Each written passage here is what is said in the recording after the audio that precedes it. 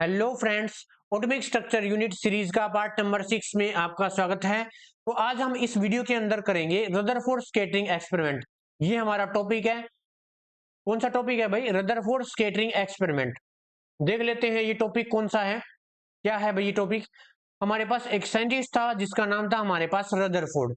उसने एक experiment perform किया था, अल्फा रे स्कैटरिंग एक्सपेरिमेंट। ये आपको याद रखना है कि रदरफोर्ड स्कैटरिंग एक्सपेरिमेंट के अंदर उसने कौन सी रे का यूज किया था? अल्फा रेज का यूज किया था। ठीक है।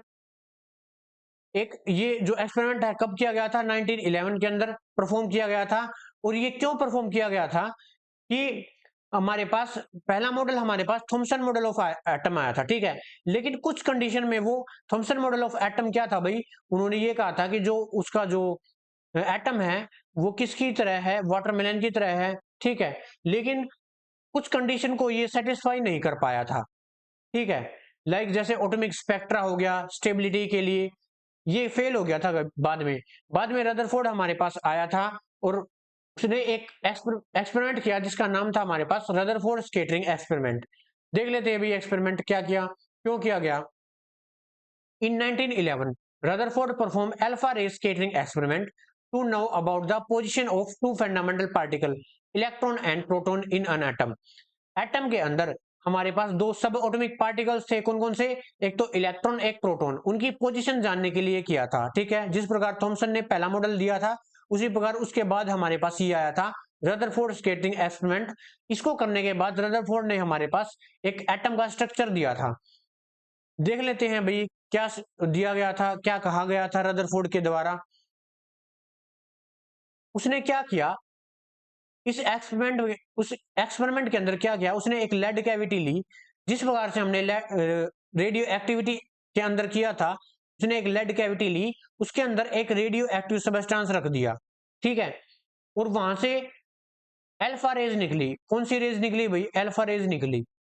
और उसने क्या लिया, एक गोल्ड की फॉइल ले ली। देखो ये लिखा हुआ, उसने एक गोल्ड की थिन फॉइल ले ली और उसके ऊपर अल्फा रेज को स्ट्राइक किया। और उसने क्या ऑब्जर्व किया, जो कुछ रेज थी वो तो सीधी चली गई, कुछ रेज थी वो बिल्कुल ही सीधी चली गई without deflection.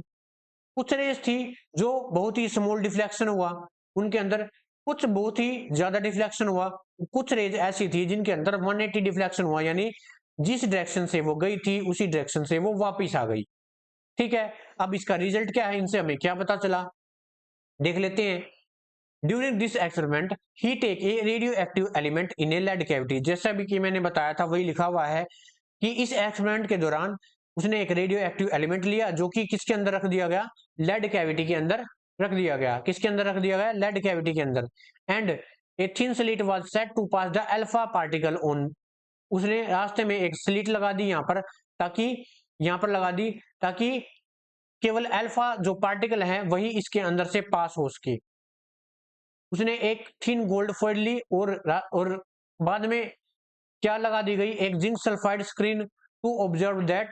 Zinc sulphide screen कहां पे लगाई गई? देखो ये जो आपको इतनी बड़ी स्क्रीन दिख रही है ना, ये वाली, ये है जिंक सल्फाइड स्क्रीन। हमारी जो रेज है वो टकराएंगी तो ये ग्लो प्रोड्यूस करेगी। ठीक है।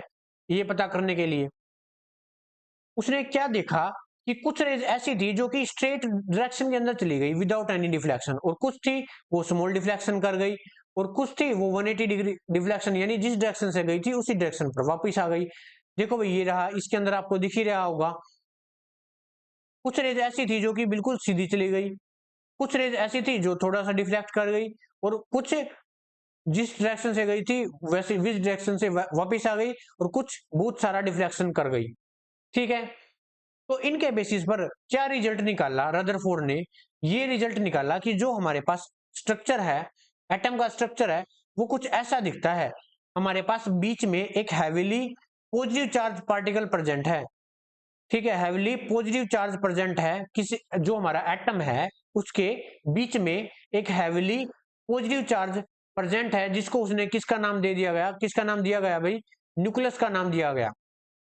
इसका नाम दिया न्यूक्लियस का। ठीक है। उसके चारों ओर क्या घूम रहे हैं? इसके चारों ओर इलेक्ट्रॉन घूम रहे हैं अपने ऑर्बिट पर।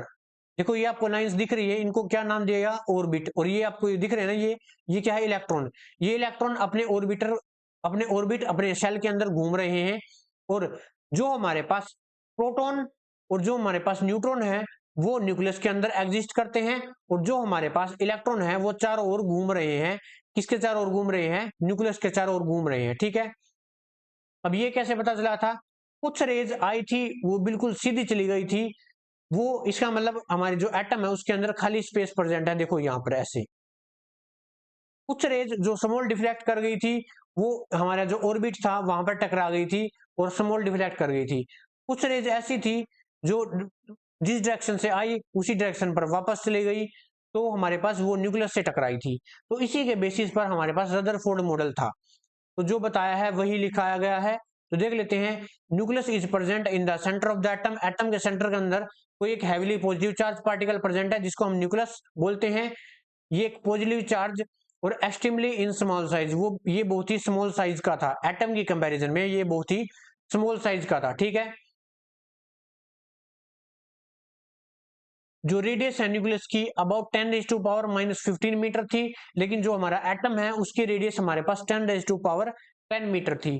ठीक है, जो हमारे पास टोटल पॉजिटिव चार्ज था न्यूक्लियस के अंदर और जो टोटल नेगेटिव चार्ज है इलेक्ट्रॉन का, वो आपस में एक दूसरे को कैंसिल आउट कर रहा था, इसलिए जो हमारा जो एटम था वो शांत था, वो न्यूट्रल था। ठीक है, तो हमारे पास क्या स्ट्रक्चर दिया गया? हमारे पास बीच में एक हैवीली पॉजिटिव चार्ज प्रेजेंट है और इसके अराउंड हमारे पास ऑर्बिट है, और उन ऑर्बिट के अंदर क्या घूम रहे हैं? इन ऑर्बिट के अंदर क्या घूम रहे हैं भाई? इलेक्ट्रॉन घूम रहे हैं, और जो हमारे पास प्रोटॉन और न्यूट्रॉन है वो न्यूक्लियस के अंदर प्रेजेंट है। ठीक है, उन्हें उनको नाम भी दिया गया, ये हमारे पास के सेल है, ये हमारे पास एल सेल है, ये हमारे पास एम सेल है। ठीक है, तो ये था हमारे पास रदरफोर्ड मॉडल ऑफ एटम और रदरफोर्ड स्कैटरिंग एक्सपेरिमेंट। इस वीडियो के अंदर इतना ही, नेक्स्ट टॉपिक करेंगे नेक्स्ट वीडियो के अंदर। तब तक के लिए थैंक यू।